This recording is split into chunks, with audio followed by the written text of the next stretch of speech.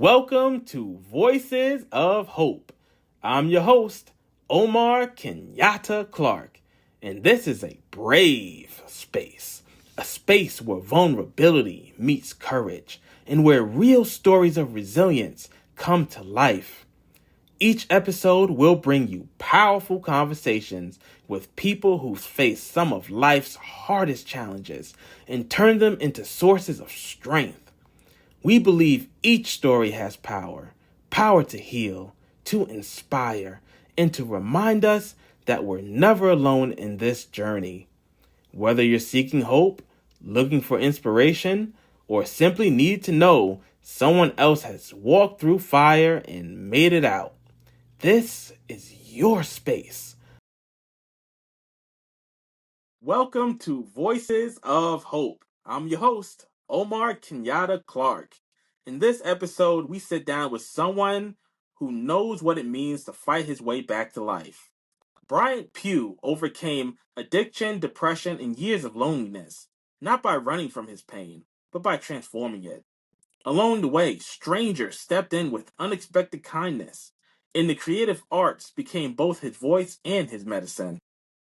His journey is a reminder that healing isn't linear, and sometimes the lifelines we need show up exactly when we're ready for them.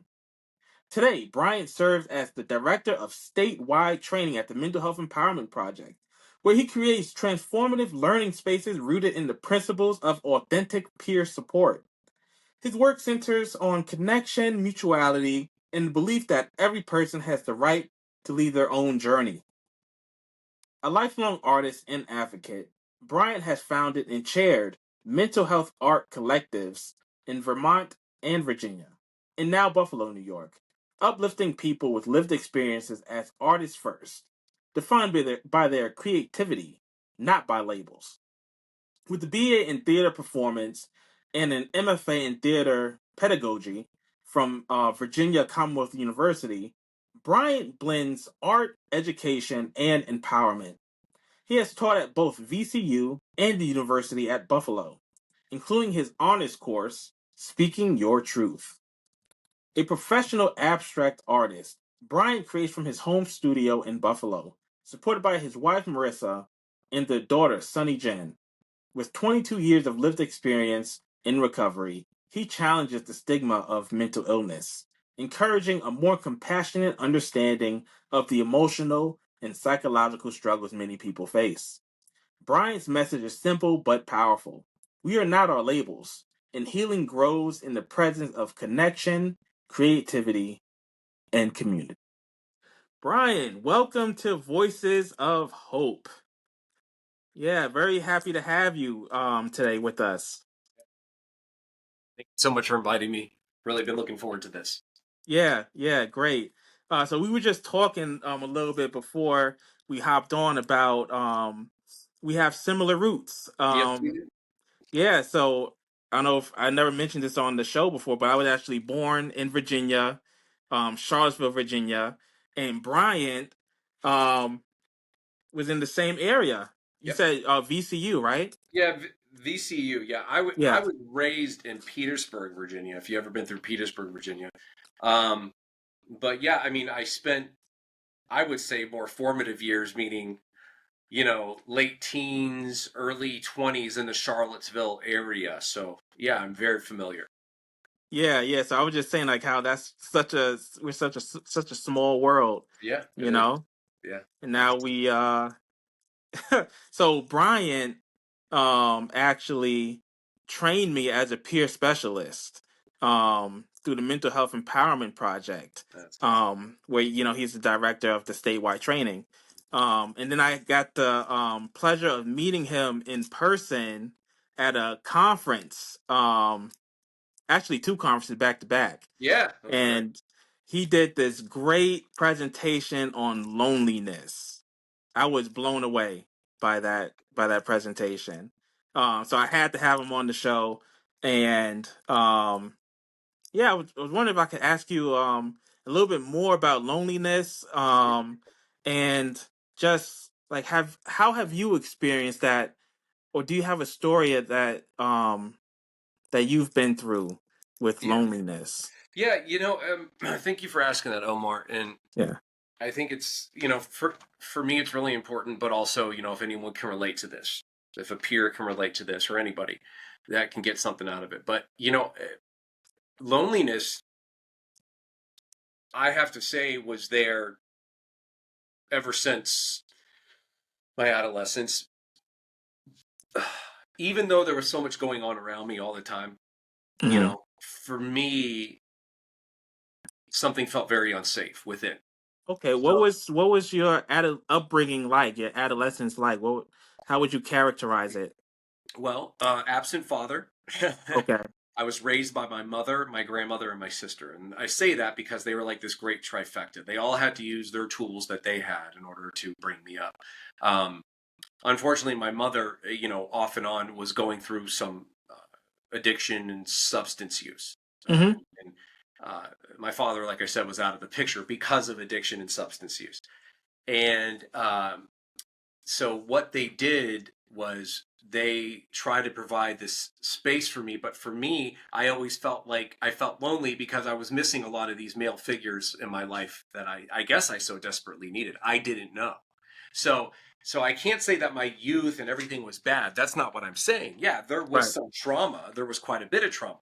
But I can tell you that uh, for me, I just never felt like I had a real home.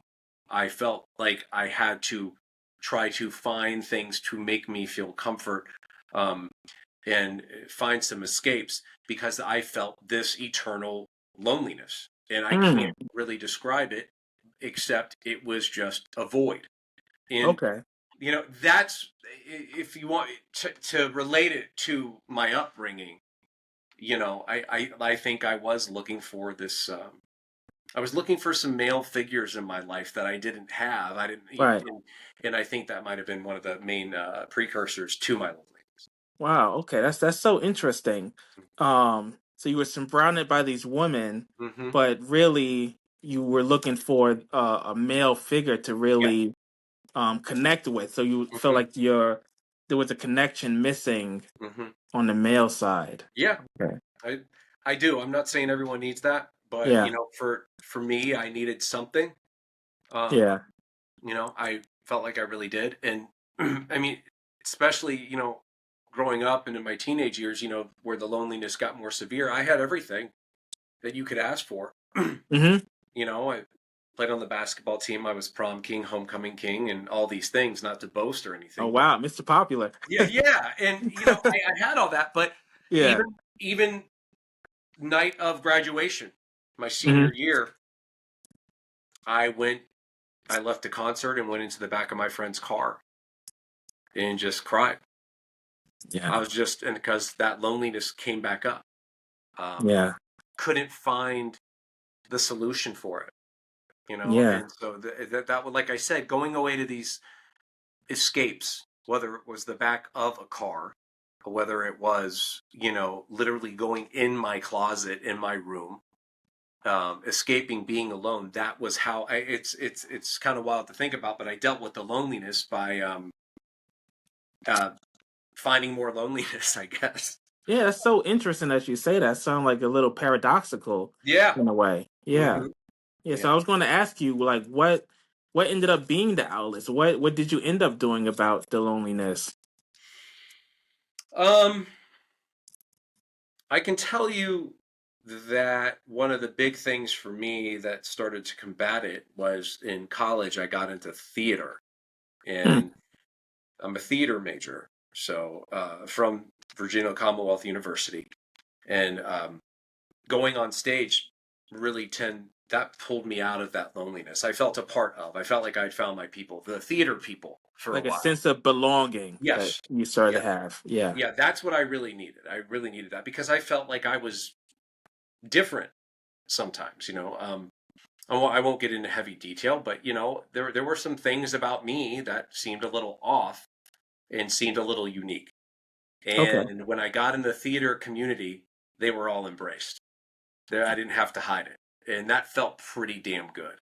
And Yeah. so that was one of my main outlets. And of course, in college, thankfully, because of student services, they had that option for you to go to, you could go see a therapist. At that time, they didn't really have a peer or a peer specialist for us to go to. I think they have more peer support now, but at the time, it was mainly just going to a therapist. But that was also a way to combat the loneliness as well. Okay. Yeah. Yeah. So you kind of just finding your people kind Yep. of really helped you to. But Absolutely. what led you to even get into theater? Um, Gosh, I can't remember the exact. There was this point when I was in high school where I really started to make everyone laugh, and I was very animated and charismatic, and I was always a big speaker. I was always a big public speaker at school events, and that was a big deal for me too. So there was just a part of me that really wanted to perform, and I was always performing. And I mean, I can honestly tell you that I think part of my performance, how I would tend to overdo it at times because I was trying to combat that sense of insecurity, right? Yeah. And so uh, getting into theater gave me that outlet once again to overdo it, to really perform, to put it out there. And but even behind that, there's still that kid struggling, So but that's really what I think got me into theater was people were like, "Damn, man, you're funny. You're charismatic. You have a lot of energy. You should do something with that." And it just made sense to me to Okay. jump into Yeah. theater. I don't do theater anymore, but man, I loved it for a long time. Okay. Yeah. So it sounds like it's like when you got into theater, kind of like fit you. Like it was sort of It like did. it kind of like shaped your identity in a Yes. way, Yes. and added to it. Yes. You know. Hmm. Okay. Wow. And I see that you use the arts Yes. to Very. help people with their mental health expression. How does that work? Um, I worked for a nonprofit in Vermont called the Howard Center, Okay. and they serve the community, the greater Burlington, Vermont community, and they have, they have apartments. They have, I think they might have some homes or some respites and whatnot, and a lot of mental health services. We were on a retreat for the company, and they said, "Is there one thing that you wish you could do right now here at the Howard Center that you're not doing?" And I said, "Yeah, I wish I could form an arts collective, a mental health arts collective where people could come together and share art. And it didn't make a difference if you had a diagnosis or not. You were just an artist sharing your work, painting, Right. sharing supplies, sharing stories." And it came to fruition because I had used painting originally when I was in college because I couldn't afford Christmas gifts Hmm. because I was, like a starving student. So I started painting Yeah. on with watercolors and paper from the from Dollar Tree in little Dollar Okay. Tree frames. And I Yeah. started making all this stuff, and people were like, "Damn, this is pretty good." And so I started enjoying it a lot more, and I used it as part of my journey. I used it in my addiction, and I also used it in my sobriety. So Mm. it was part of that process. But how the whole thing of using the arts for mental health came to was at that wonderful retreat. And we formed this arts collective, and I got people together, a Oh lot of wow. help. And I turned it over when I left Vermont, and now it's running strong. I think it's like it has part-time positions now. They do something every week. They display work in galleries across Vermont. Um, and I mean, it started with just free library space, and now it's like in galleries across Vermont. So it turned out to be something very big. I don't have Yeah. anything to do with it anymore, but I was the original founder, and it was just a really wonderful thing to do. I also did the same Yeah. thing in Petersburg, Virginia, at another mental health agency, and I want to do one here. And I was going to get it started up in the fall, but just Hmm. because I took on this new position and things got really busy, I have not had the time. But it will come to fruition here in Buffalo as well. And there are many things like this, but I want to continue to make it work. But yeah, I found that people coming together, expressing themselves with the arts. There's nothing new about this. I just find that it really does help them.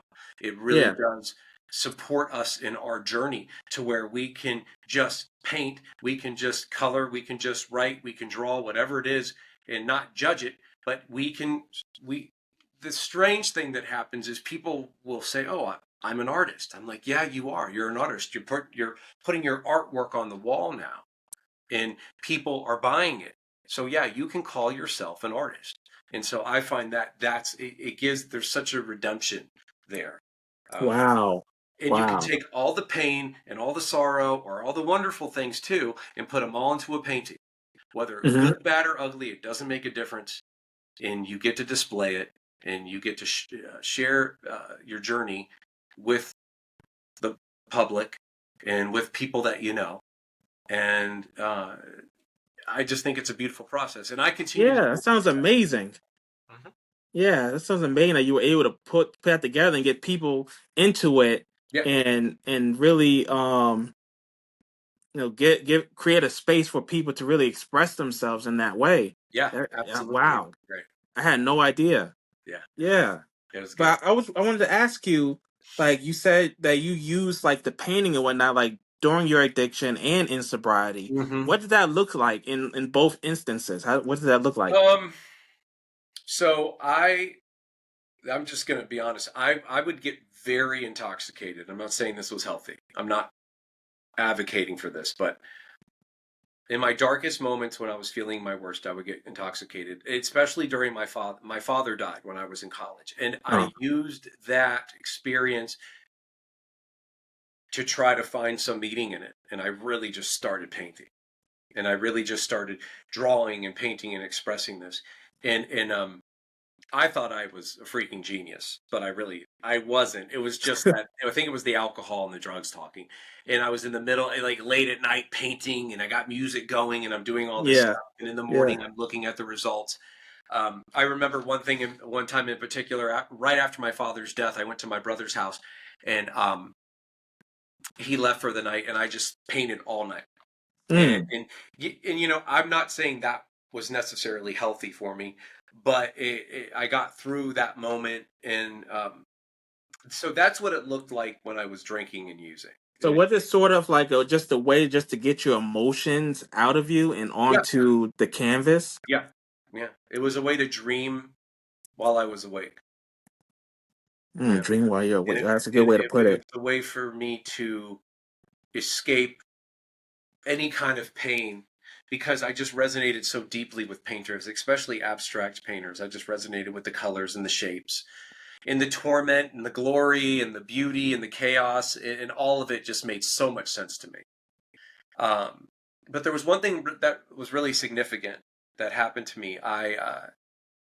When I was in rehab, I was really painting again because I hadn't painted for a while, Hmm. and I started painting again and doing some, I guess, some really big time expressionism and whatnot. And I had the honor of going to a halfway house in Houston, Texas. And in Houston, Texas, if someone's an art lover and they've been through Houston, they would know that the Mark Rothko Chapel is in Houston, Texas. And just these massive Mark Rothko abstract paintings are displayed in this chapel, and you can sit down and meditate in silence.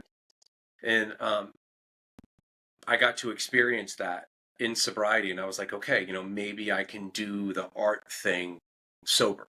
Because I thought that once I got sober, that burst of That creativity. that creativity would be Yeah. gone. But it actually wasn't.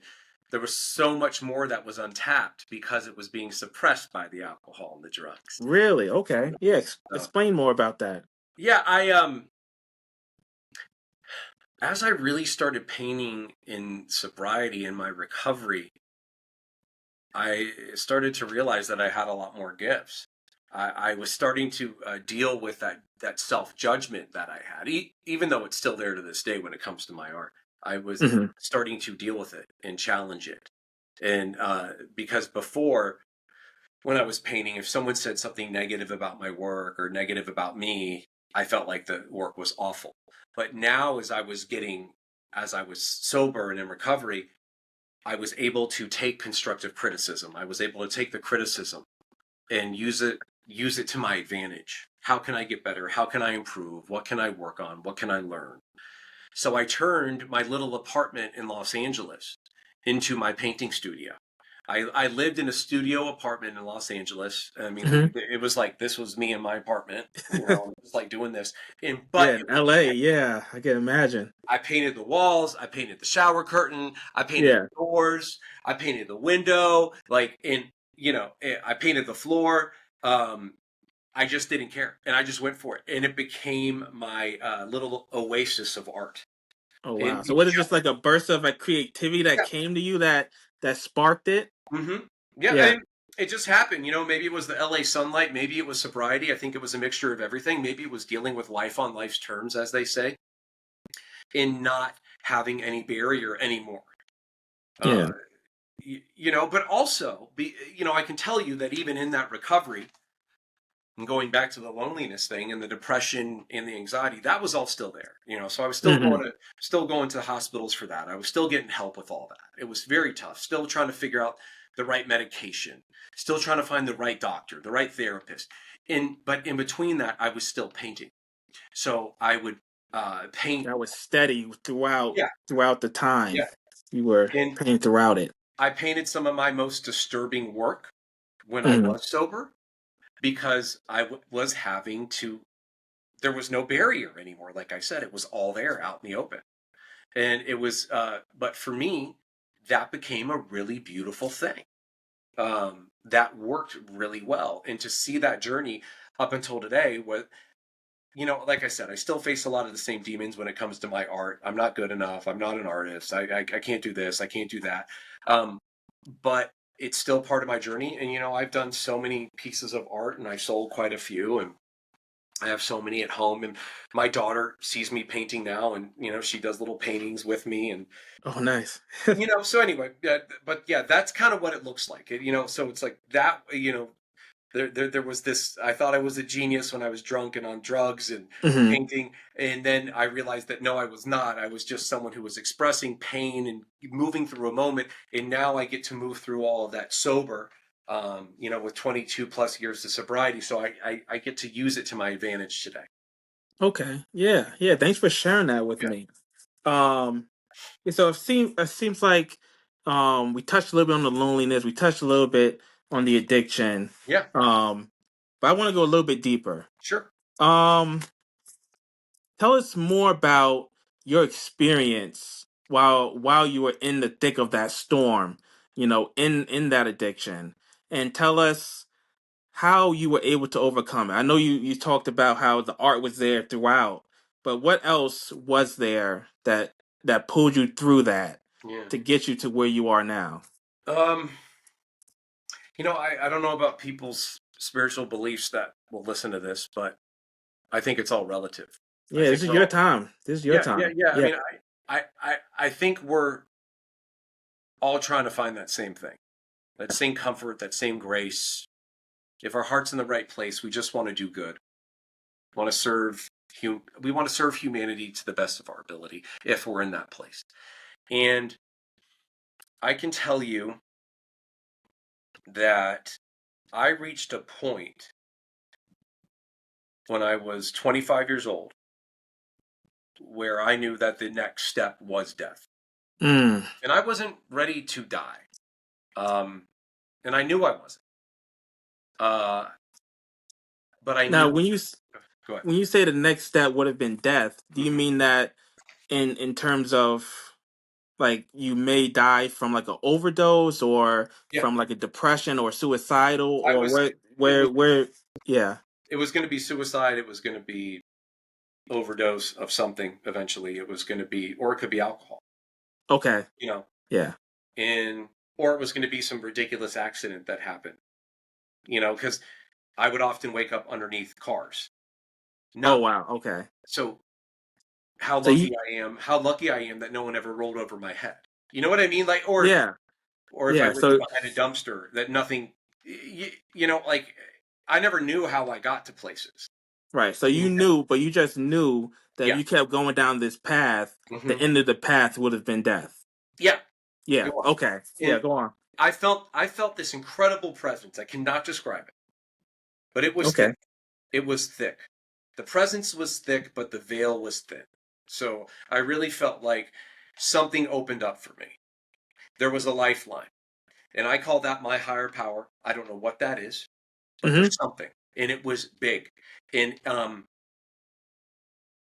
that's though that set in motion for me to go to my first recovery meeting and to get the help that I needed. I walked into an old AA meeting in Richmond, Virginia on 210 Madison Street.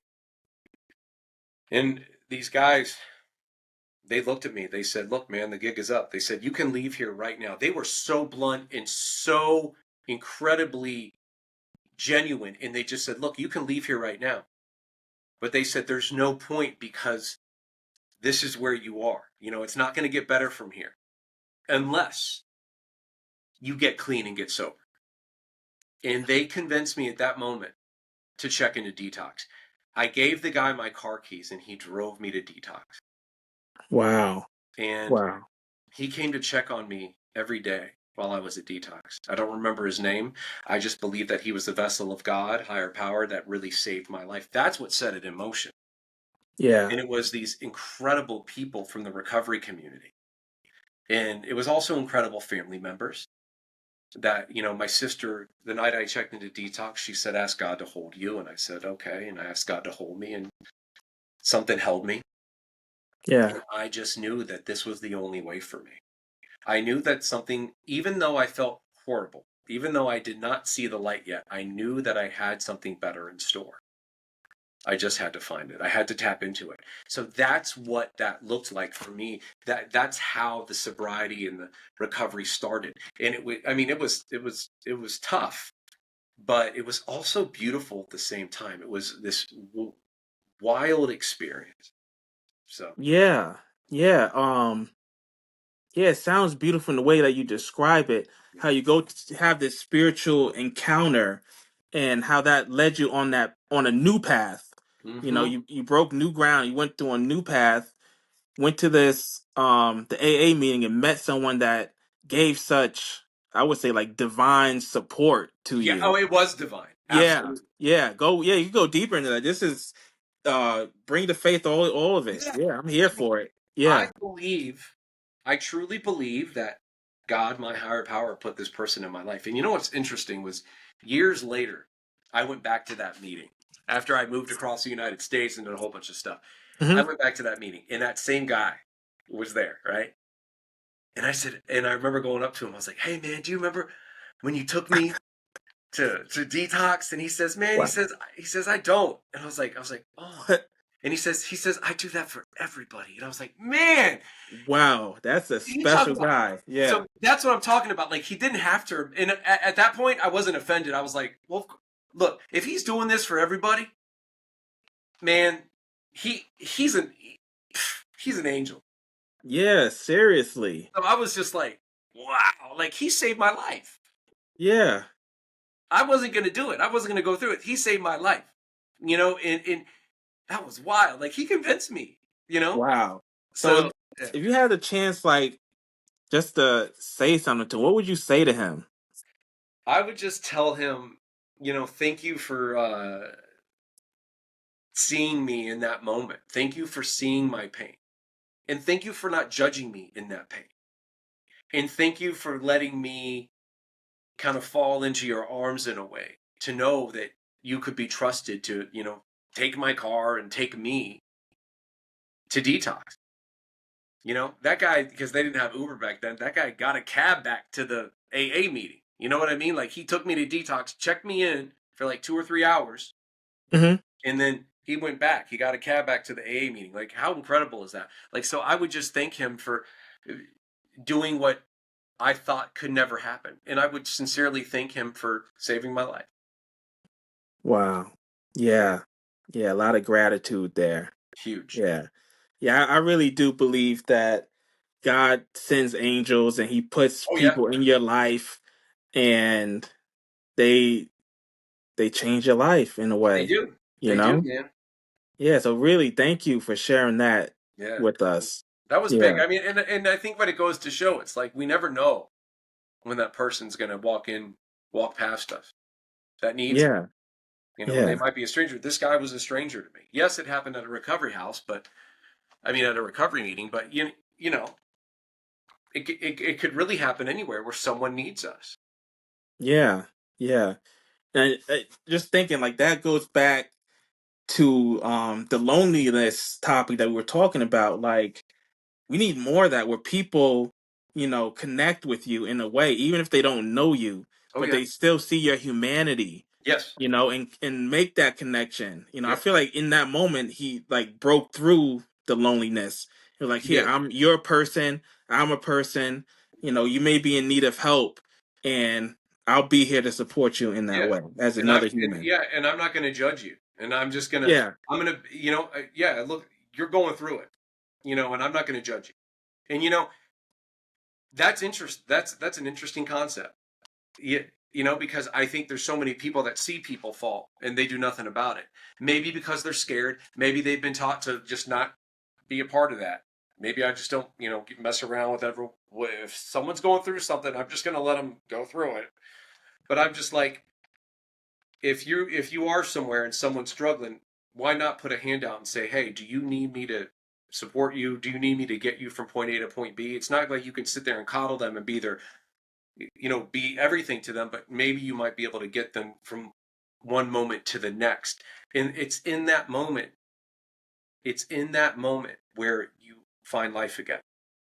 And I don't think it's necessarily here or here. It's right here. Because I always Present find moment. that I'm referring back to this often, that moment, that guy, that angel. I'm referring back to that often rather than, yeah, do I feel alive in my life today? Absolutely. But I always refer back to that gentleman in that AA meeting who saved my life. If he had not been there, something in that moment just clicked. So what is that about? And like you said, it's really about he saw the loneliness overtake him. He saw the dark, whatever it was, the darkness Yeah, the taking him darkness. over, Yeah. and he was there. Yeah, yeah, that's what it's all about. Just being a light, letting your light shine, Yes, and you know, that absolutely. could be a light to someone else. Yeah. Yeah. So you go to the recovery meeting. He takes you to detox. What Hmm. happened next? Oh man, I was it was a week in detox, and a lot So of what's that experience like anyway? Because for uh, people that don't know, what is a week in detox really like? a lot of meds, different meds. Because then they're trying to see if they want to admit you for like long-term psychiatric care. Hmm. And like you're kind of fighting that, but you're not because you're like, damn, it's not too bad here. I got food 3 times a day. Yeah, yeah. I get activities. I got some warm, like cool little sock sandals. Hmm. Like it's just like comforting. The nurses are checking on you. Um, but it's also really uncomfortable because you can't smoke, you can't do your drugs anymore, you can't drink anymore. So you're like, oh God, what am I doing? What am I doing with myself? Yeah. But it was also good because they brought in recovery meetings, not even necessarily AA, just people. And I would say they didn't call it peer support, but man, they had peers coming in that had been through Hmm. the same detox. And so they were coming in and offering us comfort, or support. And that was great. And so, but I found a mix. I didn't necessarily connect with everyone that was in there. Okay. I don't know who they were. I'll I have no idea. I don't remember their names. I barely remember their faces. But I will tell you that I knew I needed more. I knew I needed more because I knew that if I got out of that detox, I don't know if I would have drank again, but or used again. I think I would have been pretty lost. So my sister helped me get a hold of a really good rehab hospital facility over in Texas. So I went from Richmond, Virginia to this awesome rehab over in Texas, and that's where I stayed for a long time. Okay. Yeah. Okay. And the care, what was the care like at that rehab? Man, I'll never You, forget. I was terrified, and there was a nurse that just walked me around the grounds. hmm. It's going to be okay. Let's go for a walk. It was really good. I didn't have health insurance at the time. I just had I had an inheritance that I got, and I used all the rest of that inheritance to get Hmm. sober and go to the rehab facility. But it was really wonderful. The care was good. They had really good clerical workers. They had really good recovery in place. And they took us through, the 12 steps of AA. They took us, they had like prayer meetings. They had this awesome place called Serenity Hill. And it went up in the hill country and overlooked a long valley. And you could go there, early in the morning, and you could pray and sing. And I did all those things. So there was this wonderful combo of like the medical care that you needed, Mm-hmm. because you're still detoxing, you're still going through it, and also the spiritual component, community, a lot of recovery meetings, a lot of therapy meetings. Just it's all there. And, they even had a swimming pool. I'm not saying I needed that, but that was great. And Yeah. you know, they the funny thing about me painting was I was in the rehab, and there was on Serenity Hill there was like a cliff, like a rock wall, and everyone would get rocks, like little rocks, and paint them as part of their sobriety journey or the recovery journey. Well, I painted the side of a cliff and got in trouble. Got in Um, trouble. and they made me go up there with the chisel and try to get the paint off. Oh wow. Did it come off? No. So, but I mean, I can Yeah. tell you that it was a great experience. It really set me on a path to get the help that I needed. Yeah. You know, What stood out from your treatment there? What is the spiritual part, the medical part of it, the recreational? What really stood out in your mind mm. that really helped you? I would say it was the spiritual, and it was there was it was the spiritual aspect, because there was a lot of thought, a lot of prayer, a lot of meditation, Okay. a lot of self reflection with others as well, and it was also the guy, this guy named Chris Raymer, this incredible guy in the recovery field. He he just was very honest, and he was so thorough, and he just his story resonated deeply with me, and he let me know that there was hope on the other side. So I felt like I had a path when I would talk to him, Okay. and that just felt good. Like someone really knew what I was going through. Even though there were hundreds of other people there and they were going through some of the same stuff, I still felt like there was enough individual care to make me feel like I wasn't an outsider and like I had a chance.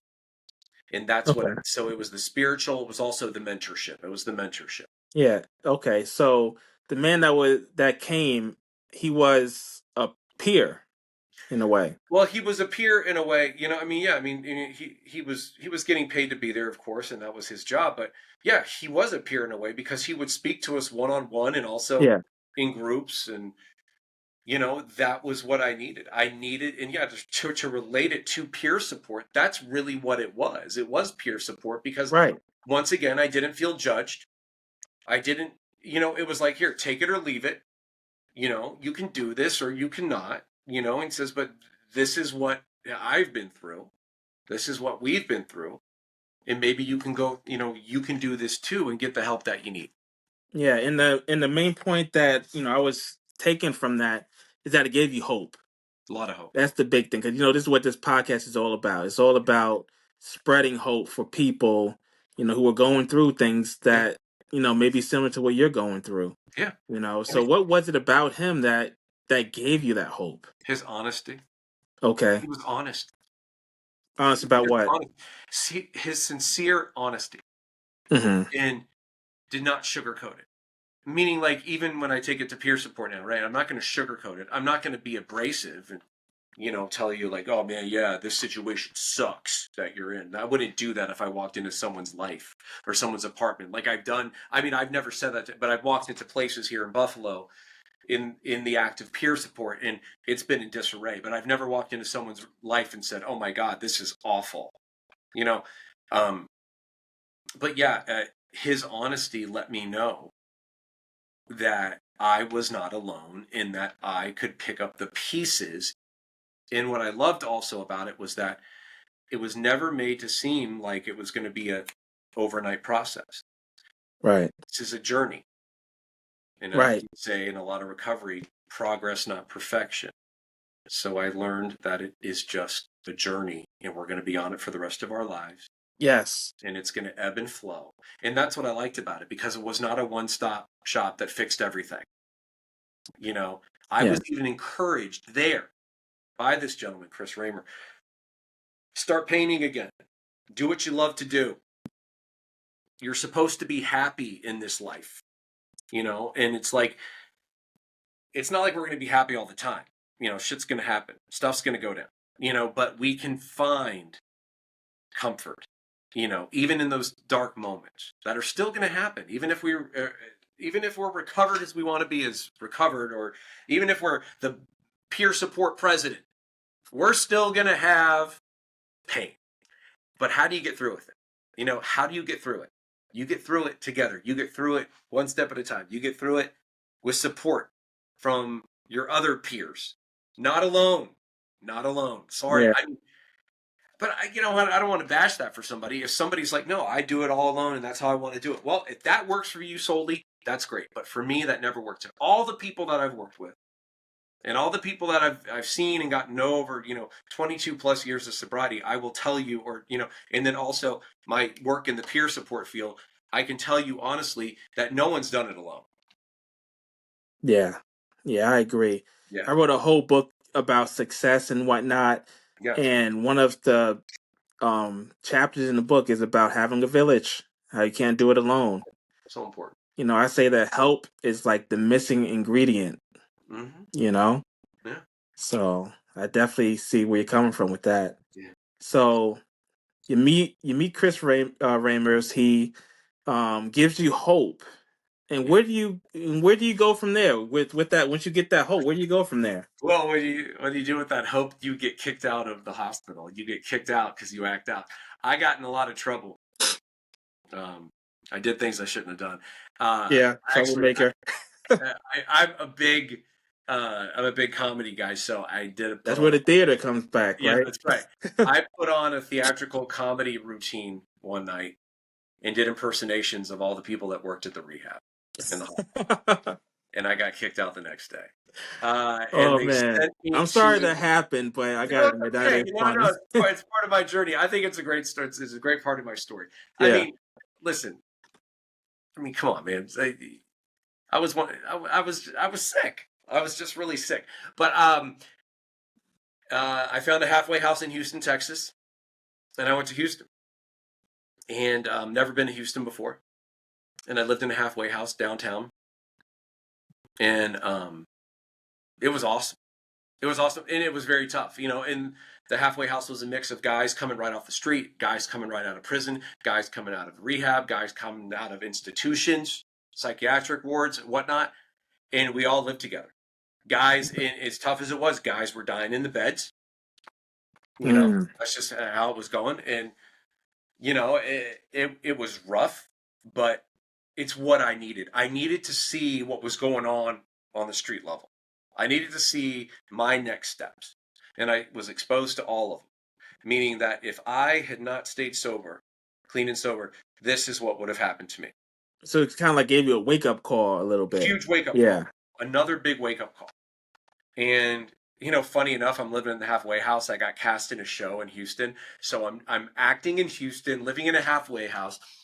And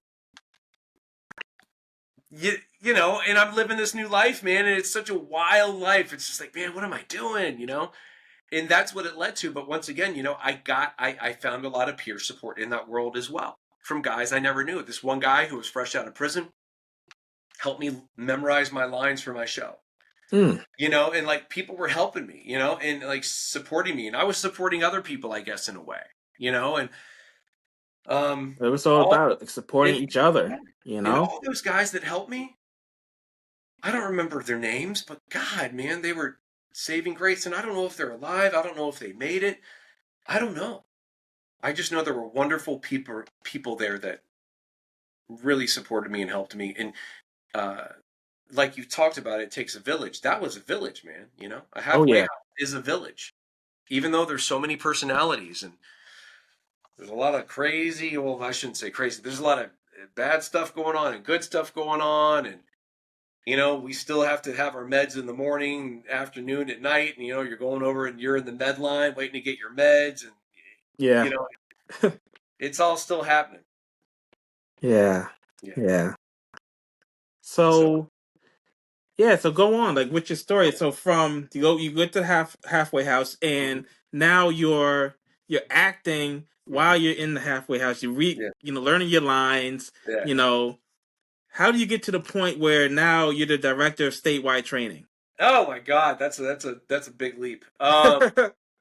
I I left the halfway house. I went back to Virginia. I thought I was going to stay in Virginia. I thought I was going to go back to school. I never mentioned that I got kicked out of VCU because of my behavior. But Mm. I couldn't go back to school. Um, so I did the next best thing. I found a job in the middle of Death Valley in the desert, and Oh, I got a job as a bartender. okay. In my first year of sobriety and trying to get clean and sober. And I did not relapse. I was a bartender. I lived in the Mm. middle of the desert. I continued to go to support meetings. Then I moved to Los Angeles, thought I was going to make it big in Hollywood, realized I couldn't cut it there. But I made a lot of really good friends and friends for life, people I still stay in touch with. And was out there for almost 9 years and really enjoyed it. But really, I did a lot of painting and I didn't want to act anymore, though. It just wasn't for me. It wasn't going to be fulfilling. I couldn't take the rejection. I just couldn't. And Hmm. my hat's off to people that can. But I came back to Virginia. Um, did some more. I moved around a little bit more and went to Vermont, went to Texas again. But finally there came this point where I came back to Richmond, Virginia, and I met my wife. And it turned out that she was running a public speaking program at Virginia Commonwealth University in the School of Business. She was the chair of a department, and she hired me. And because of my theater skills, because of my public speaking skills, I became the number one rated professor on Rate My Professor at VCU Wow. because of that course. Because I brought the life to it. I brought the sincerity. I brought the honesty. I didn't Yeah. sugarcoat it. And Yeah. um, I was like, man, I want to do something with this. I really love public speaking. I really love, and because it is a performance. The Greeks that developed the whole thing with public speaking, they were performing. And so I realized, I was like, man, I want to take this to another level. I thought I was going to be. I taught in higher ed for 7 years. But I thought I was going to be, and I also got my master's, Hmm. and I thought I was going to take. I thought I was just going to be a public speaking teacher, communications teacher for the rest of my life in higher ed. That didn't work out. Post COVID, there was no work for me. Okay. I tried really hard. Almost got hired at some positions that never came to fruition. Came out here to Buffalo because my wife wanted to be with her grandparents before they passed away. And take care of them. And I was like, yeah, man, I love moving. Let's move. And I was like, I love Buffalo. I've been out here before with my wife to see the family. So we moved out here, and I got a job working for uh, an agency here in Buffalo, where I was a peer support specialist peer Hmm. coach, and that went really well. But I needed something more. I didn't, of course, I wanted to do the peer support, but I wanted to speak in front of audiences. I wanted to train more, and Yeah. so what I did was I saw the job listing for the statewide trainer for the Mental Health Empowerment Project, and I had asked my higher power. I put it in my sort of my manifestation list. I said, if I could have a dream job, it would be presenting on mental health to audiences across New York State. Well, wouldn't you know, the job fell right into my lap. Don't know That's how it happened, amazing. and it Yeah. did, and it opened. And after 2 years there, I was made the director of statewide training. They said that I was the right fit, and I've been here. I've been here now so many months in this position, and I'm loving it. And I Yeah. have a team, and we all work together. And we we collaborate. I still have a lot to learn. I have a ton to learn, but it is so exciting. And I think and just like your energy is tangible when Yeah. we see each other, there's an energy spark, and Yeah, there is. Yeah. that's what I'm looking for out of life. That's what I'm looking for at the trainings, and that's why I'm here. I'm not here to tell you what to do. I'm here for us to teach each other. I'm really more to be. I'm here more or less to learn from you more so than you are to learn from me. Maybe my charisma, maybe my voice, maybe my energy might get you to open up a little bit at a training, and you might get something out of it. I don't know, but that's how I got here. That's how Wow, I got what a here. journey. What a Yeah. journey. And throughout that time, what how were you dealing with the addiction? Were there any relapses that you experienced, or so there wasn't? Okay. No relapses, no drinking, no using. I knew from day one that I wasn't going to drink or use again. I just knew. So you It's said like strange. It's within strange to know that. yourself. Yeah, because there were people around me, and this happens a lot in the recovery community. God bless it. I'm in it, but I've heard this too many times, where people will decide to say, if you don't do X, Y, and Z, you're not going to make it. And I followed the formula of the steps, or the formula of recovery. I also followed meditation. I also followed self-help books. I did a bunch of different stuff. I never did it perfectly. I found my own combination of what worked really well. And I just knew that I was not going to go back, because I have too much to live for. I have too much to offer. And I still have so much to do. I still have so much to do, especially with the Mental Health Empowerment Project. There's Oh still yeah. so much to do. And I mean, let's just be honest. I mean, in this world of peer support, there's so much to live for. There's so many tasks, there's so much to do, but there's so much to live for, because look what we get to do. We get to just be there for another human being. At its essence, that authentic mutual support, what is it really? It's just sitting down with another human being like we are now and sharing in that energy. Even if we're in a virtual setting, you can still feel it. Yeah, definitely. Yeah, Definitely. And you kind of answered this question in a way, but if you could go a little bit deeper yeah, go with ahead. this one, I was going to ask you, what gives you hope? What gives you hope? I did not even think about this answer ahead of time, but this is the truth. What gives me hope are people like you. And that's the truth. Um, there was something about when I first met you in person. Yeah. Sometimes it's harder. Sometimes it's harder online. I think you know that.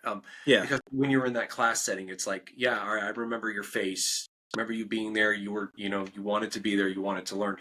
But people like you that approach me and say, hey, man, I appreciate you or what you're doing. I noticed I really enjoyed this. People like you remind me that I have a purpose on this earth. Right. It's because of others, where even if they're in pain sometimes, just like I'm in pain sometimes, Yeah. I know that we can share in that experience. And whether it's good, whether it's bad, that's what gives me hope. The fact that we can go through it together, and we no Yeah. longer have to go through it alone. And the other good thing is that once you get ingrained in this life enough, once you get ingrained, whatever it's in recovery, peer support, or just life in general, and you get to know enough people, if you do decide to go quiet and go dark in a way, people will sometimes come through the woodwork and say, hey, you know what? Knock, knock, knock. Hey, brother, haven't heard from you, man. You okay? And in that, sometimes that one question, are you okay? That opens up the floodgates. And then that gets you to actually say, you know what? I'm not. I need help. But Yeah. yeah, it's Yeah. people like you that remind me that life is worth living, not because I did something for you, but because you did something for me where you actually talked to me. Because there was a long, long time where I thought that I was not worth talking to. Yeah. And I think that goes back to that loneliness that we were touching on Yeah, before. yeah. Yeah. Yeah. It's strange, and I get emotional about it because it's like I used to believe in my heart of hearts, whatever heart was left. It's like I had the heart of a Grinch or something. Um, I thought that there was no point in me being here. Yeah. And now I see that there is a point. And that's a really big deal. It is. And of course it happens through my wife and my daughter, you know, and you know, being able to raise a family and do all that stuff, but it's bigger than that too. It's being able to be part of that village. Yeah. Yeah. Definitely. Yeah. So I have one more question before we hop off tonight. Yeah, go ahead. What would you like to say to someone who may be struggling? Maybe they're lonely, maybe they're going through addiction, maybe they don't have anywhere else to turn and they're just looking for hope. What would you say to them?